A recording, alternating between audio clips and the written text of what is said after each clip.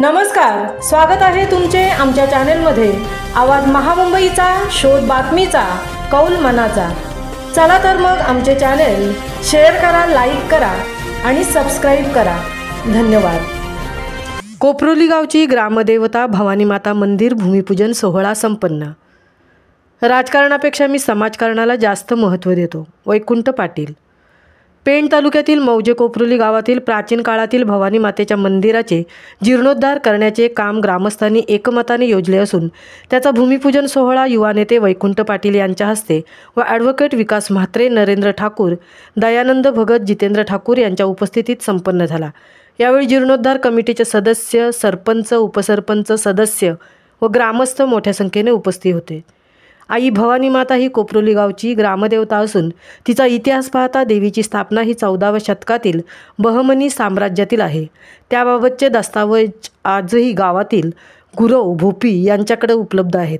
20 September 1807 साली मुंबई इलाख्याचे राज्याचे governor right honourable William Robert Seymour Vesey fit झेरॉल्ड साहेब बहादूर यांचे सहीनिशी सनद देण्यात आली आहे।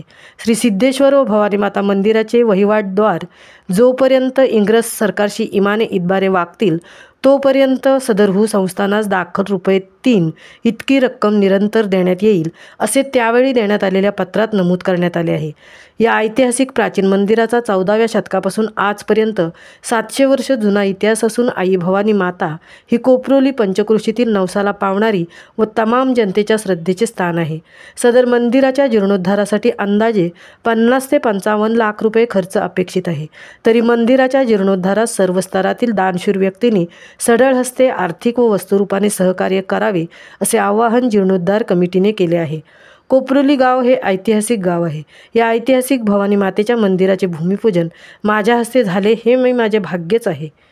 असे या मंदिराच्या उभारण्यासाठी माझ्या परीने जे सहकार्य लागेल ते मी नक्कीच करणार असे वैकुंठ पाटील यांनी बोलताना सांगितले। आवाज महामुंबईचा चॅनेलसाठी मंथन पाटीलसह तृप्ती भोईर, पेण। पण जे आमचे पदवीधर आमदार आहेत,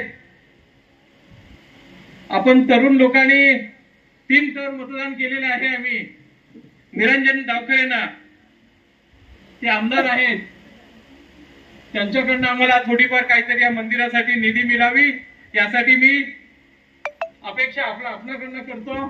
त्याचबरोबर आमच्या या शाळेजवळ